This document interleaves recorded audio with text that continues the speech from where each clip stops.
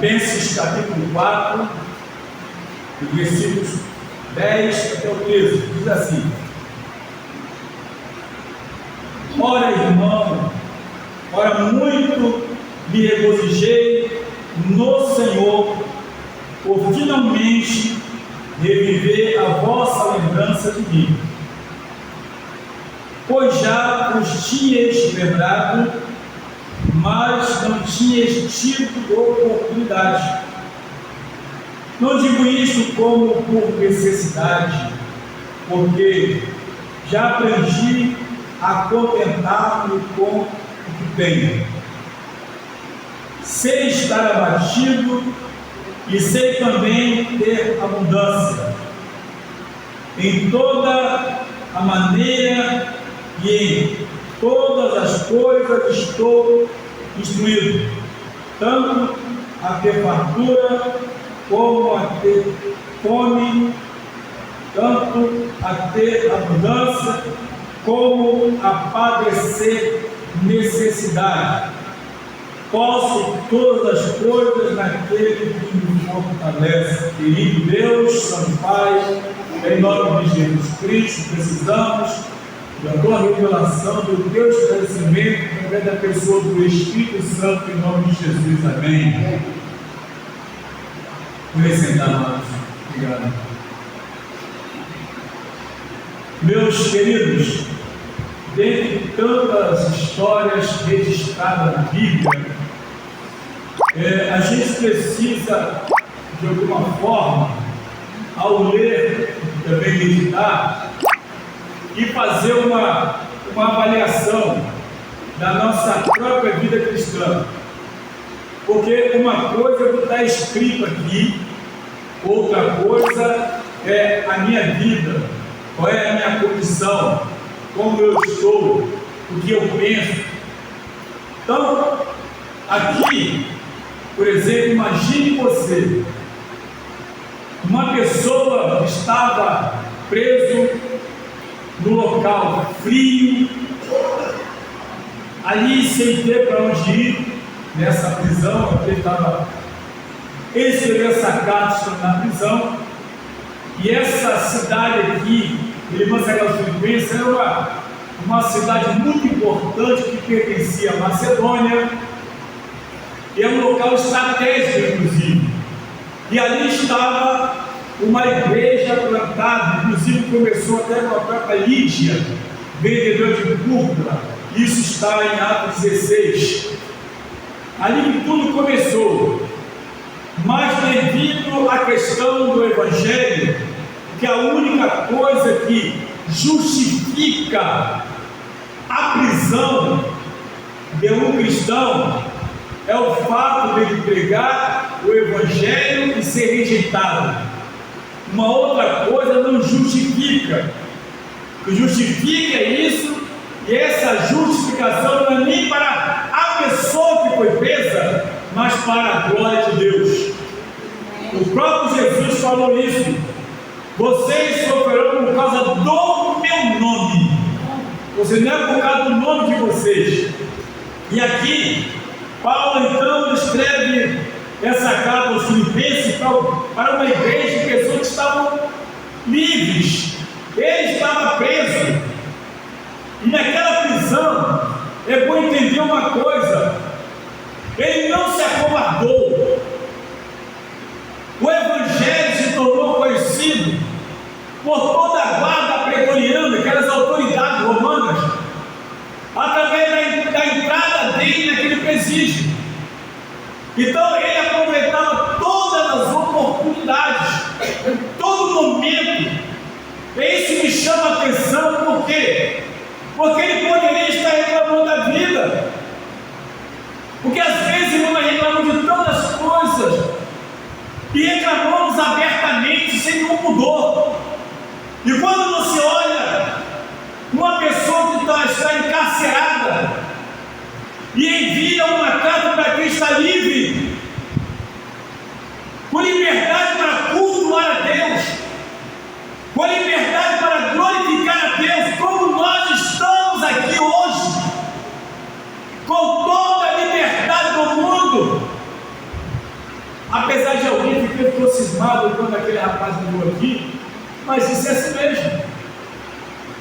tem que entrar mesmo, e tem que receber mesmo.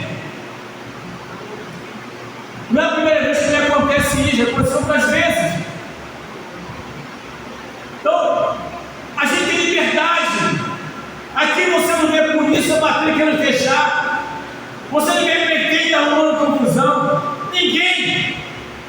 Então eu saio da minha casa e chego aqui pela manhã, eu tenho o dia todo para adorar a Deus. Eu sou livre para isso. Em contrapartida, aqui eu estou vendo uma pessoa que estava presa, estava encarcerada, mas ele não se furtou de mostrar para o que estava. Somos a alegria, o prazer de fazer a vontade de Deus. Sugiro que os irmãos, depois do tempo, comece no capítulo 1, começar por exemplo, depois você vai no capítulo 2, você vai ver tudo que ele fala, como ele se expressa, chamando os filipenses de cooperadores. Cooperadores, vocês são meus cooperadores. Por que isso? Ou seja, eu preguei a palavra, eu os ensinei, eu os preparei, e agora vocês estão fazendo uso de tudo aquilo que eu preguei e ensinei, e estão levando adiante a obra de Deus. Isso é cooperação. Às vezes, irmãos, nós temos condições de cooperar muito mais. Temos condições. Por que não fazemos? O que é que nos atrapalha? Porém, aqui ele fala: ora, muito me regozijei, muito me alegrei no Senhor, em Deus, por finalmente reviver a vossa lembrança de mim, pois já vos tinhas, mas não, pois já vos tinha lembrado, mas não tinha tido oportunidade. E aí você começa a perceber que, na verdade, ele começa a agradecer. Muito obrigado por lembrarem de mim. Sou grato a Deus por isso, eu estou feliz. Mas a felicidade dele não foi uma felicidade sem dificuldade, não foi uma felicidade sem problema, sem luta. Foi uma felicidade, na verdade, que nós, mesmo tendo todas as condições aqui, ainda demonstramos em algum momento muita tristeza, muita angústia, muita infelicidade. Ele ali, na verdade, a prisão era física, mas espiritualmente estava livre, o coração estava livre, a mente estava arejada, porque para ele, na verdade, era um privilégio estar ali, não porque cometera algum crime, não porque perseguiu alguém, não foi por isso, porque roubou, porque matou, porque enganou, ou porque se constituiu, ou porque adulterou. Não foi por isso. Não foi por isso. Foi por causa da palavra de Deus. E para ele era um prazer muito grande. Pois bem, não digo isto como por necessidade, porque já aprendi a contentar-me com o que tenho. Esse versículo aqui, 11, ele se torna em muitos lugares com as pessoas uma heresia. Por que uma heresia para muita gente? Porque hoje, querido, muitas pessoas só pensam em ter. Hoje eu vou na igreja para receber a minha bênção, eu vou no monte para receber a minha vitória, eu vou, quer saber? É um culto maravilhoso, é o culto da vitória, é o culto. E aqui a visão é totalmente diferente, não tem nada a ver. Eu acredito até, eu não sei como o apóstolo Paulo hoje vigia. Eu não sei como ele reagiria a certas coisas que estão acontecendo, aonde a prioridade não é Deus, aonde a prioridade não é mais salvação, não é libertação. A prioridade, na verdade, é buscar tudo com o seu bel prazer. Mas que para mim é uma lição. Isso me fortalece, isso me ajuda a ter uma melhor percepção do que é verdadeiramente o Evangelho do Senhor Jesus Cristo. Pois bem, ele fez exatamente o que Jesus estava passando, o que Jesus falou. O livro de Atos, capítulo 9, 14 e 15, quando Jesus fala para Ananias ir até a rua direita e pôr as mãos sobre Saulo para que voltasse a enxergar, quando Ananias então questiona: Senhor, este homem tem perseguido o teu povo, ele tem carta do sumo sacerdote para prender os cristãos que quer que os encontrasse, e eu tenho que ir lá. Vai, porque este é para mim um vaso escolhido. Ele vai levar a minha palavra para os gentios, para os reis, para os judeus, não importa. Ele vai ver o quanto é sofrer por causa da minha obra. Ele vai ver. Sabe aquela história do perseguidor que passou a ser perseguido? Exatamente isso. Só que o perseguido aqui, ele não está reclamando, ele não está chorando. Pelo contrário, essa carta é uma carta de fortalecimento para as pessoas que iriam ler, para a igreja que iria receber, mesmo na prisão. Ele estava passando exatamente aqui o sofrer por causa da obra. O que eu tenho que fazer? Eu tenho que avaliar. O meu sofrimento é baseado em quê? Por quê? Sabe que o sofrimento, na verdade, é você chegar, porque está pregando a mensagem. Eu me lembro muito bem quando alguém chegou para mim, um traficante, me deu uma peitada, meteu a mão no meu peito: você conhece Deus mesmo? Eu falei: conheço. Ele me peitando e eu parando dentro da cara dele: você conhece mesmo? Conheço. Isso acontece. Acontece porque eu dentro de uma boate pregando, alguém se levantou e me xingou. Todo pastor é isso, é isso, é isso, é isso, é isso. E eu também tenho a Bíblia aqui. E me puxou um gideãozinho e me bateu na minha cara. Chega então uma mulher parecendo um tanque de guerra. Eu havia evangelizado ela antes. Ela adentrou no local e disse para ele: o que está acontecendo com o pastor aí? Aí virou outro: ele aqui está querendo, deixa o pastor ter copo. Eu saí de perto, de briga, demônio, eu saí. Isso acontece. Mas por quê? O que é que eu estava fazendo lá? Pregando, confessando, dando culto. Aqui, a prisão dele foi um levante contra a própria palavra de Deus. Não aceitando essa mensagem, por isso vamos prendê-lo. E vamos ver como ele vai se sair.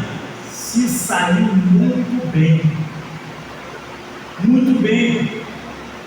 E quando ele fala, na verdade, que diz que está acostumado, já aprendeu a se contentar com o que tem. Imagine você, uma pessoa que teve tudo na vida, um poliglota, um entendedor da lei, fazia parte de um grupo sinédrio que era rico, só tinha pessoa de posição.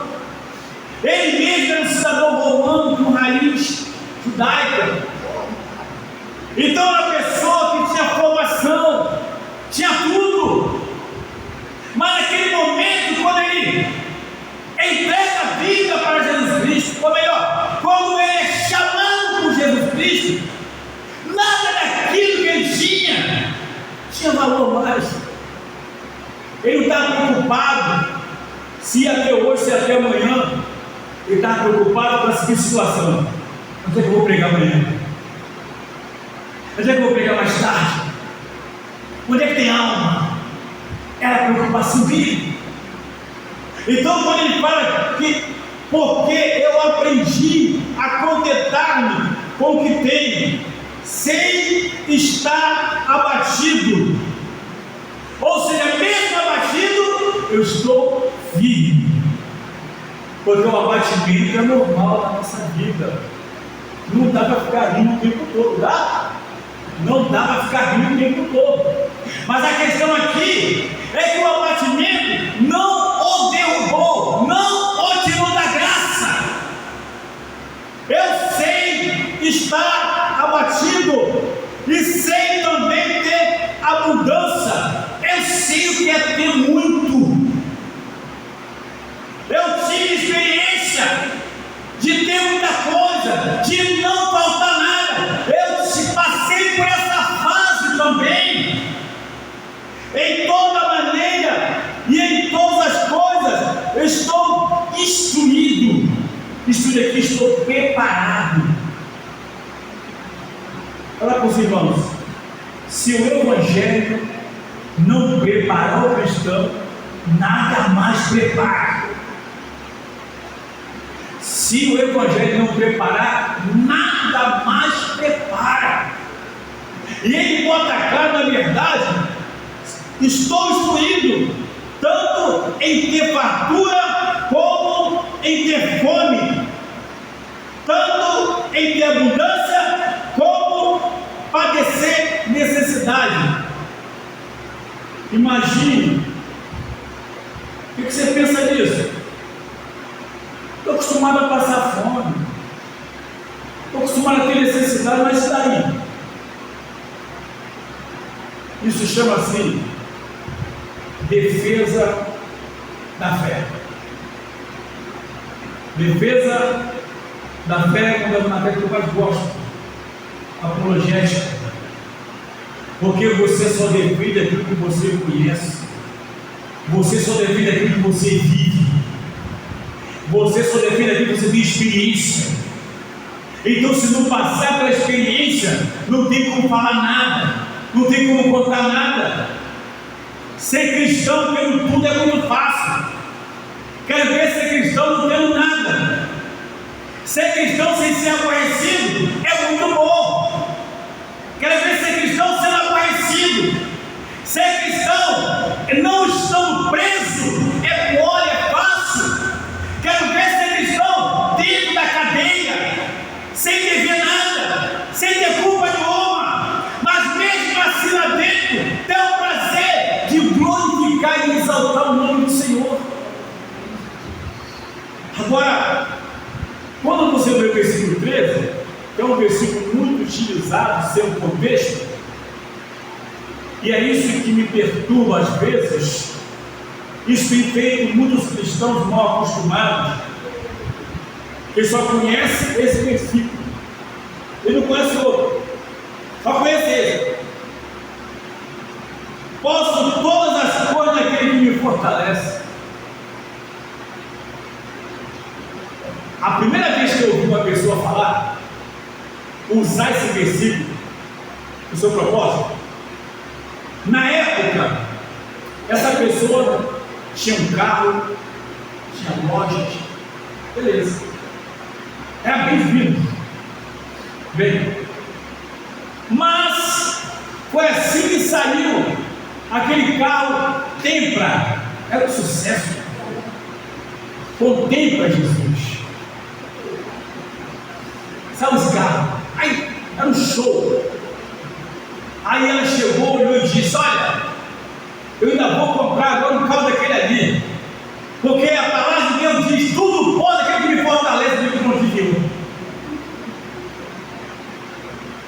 Aí é fácil, aí é muito fácil você usar no texto fora do contexto, é um pretexto para criar uma heresia. Uma heresia que não é sobre isso. Quando ele fala tudo pode aquele que me fortalece, em meio a todas essas situações de problema e dificuldade, a minha força não está em mim mesmo, a minha força está nele. Quando eu estou com fome, ele me fortalece. Quando eu não tenho nada, ele me fortalece.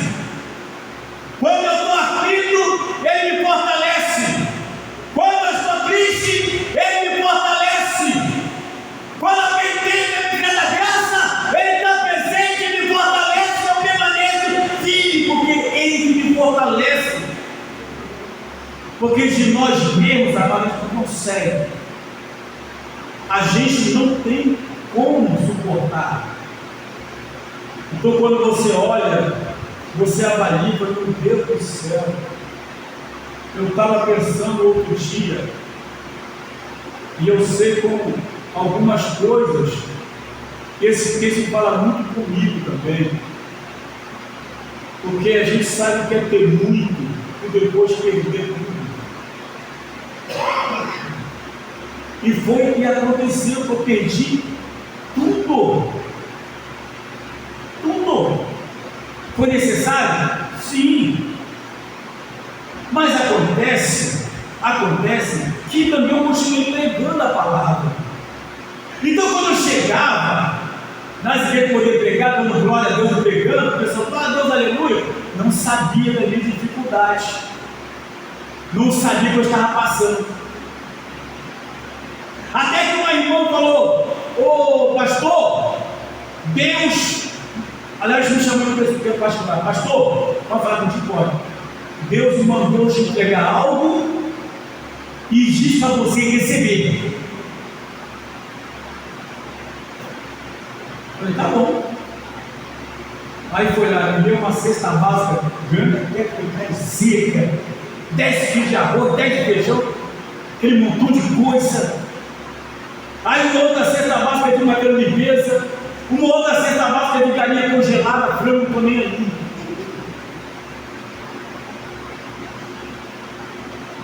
Nem aí. Não falei para ninguém o que estava acontecendo comigo.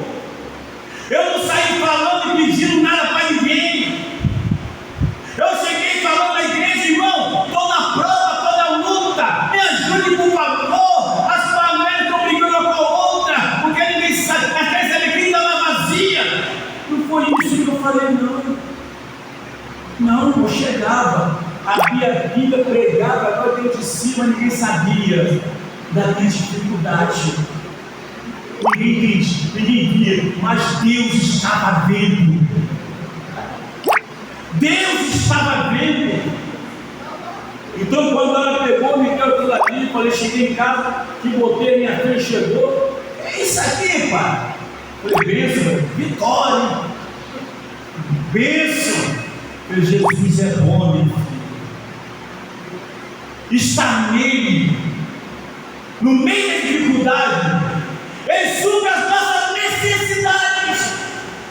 O segredo é estar nele. O segredo é fazer a vontade dele. O segredo é estar com ele, é andar com ele. O segredo é sentir ele. O segredo é abraçar ele, é ser abraçado por ele. O segredo é viver para ele. Ele vive na nós também. Aleluia. Paulo sabia disso. Aí quando eu vejo pessoas reclamando e murmurando por tudo, hoje, desde que eu cheguei aqui, uma dor terrível, não falei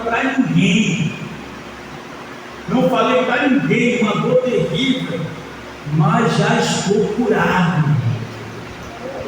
Já estou por nem pedir para me curar, não. Me cura assim mesmo. Eu vou te curar, que eu não quero ver você doente, meu filho. Eu não quero você, eu vou te curar. Pronto, resolveu meu problema. Eu até para amarrar o sapato estava com dificuldade. Mas agora não, agora sim. Voltou tudo normal, voltou tudo normal. Isso é normal para Deus. Isso é normal para Deus. O que é normal para Deus? Trabalhar em nosso favor. A Bíblia, na carta aos Hebreus, diz o seguinte: que os anjos são ministradores a favor daqueles que vão herdar a vida eterna. É maravilha saber que o anjo trabalha 24 horas com a ordem de Deus. Vai lá, cuida dele, cuida dela, não deixa nada chegar perto dela, porque a Bíblia garante isso na primeira carta de João, capítulo 5, verso 18, que diz que aquele que nasceu em Cristo, nenhum mal o alcança, nenhum mal chega perto, nenhum mal. Isso é promessa de Deus. Não é dizer que você não fica doente, mas se vier, ele tira. Está escrito, Êxodo capítulo 23, versículo 25: se obedecemos a palavra, ele tira do meio de nós toda a enfermidade. Ele abençoa a nossa água, ele abençoa o nosso pão. Está escrito, Êxodo capítulo 23, do 20 até o 26. Tira o mal, tira a enfermidade, abençoa a água, abençoa o pão. E diz mais: se tiver mulher estéril, ele resolve. Isso é promessa, está escrito. Como é que você toma posse disso? Crendo, acreditando, estando nele, fazendo a vontade dele. Em nome de Jesus Cristo. Sai daqui pensando nisso, nessa luta. Não saia como derrotado. Saia como pessoa vitoriosa. Mesmo que tenha sentido dor ou dificuldade, não dê lugar para esse problema. Não se deixe levar por isso. Quem tem que aprender uma coisa, nunca dizer eu estou com isso. Ou melhor, eu tenho isso.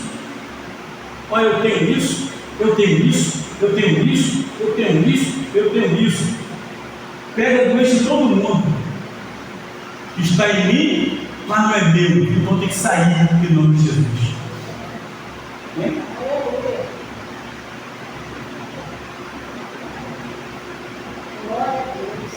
Glórias a Deus. Meus amados,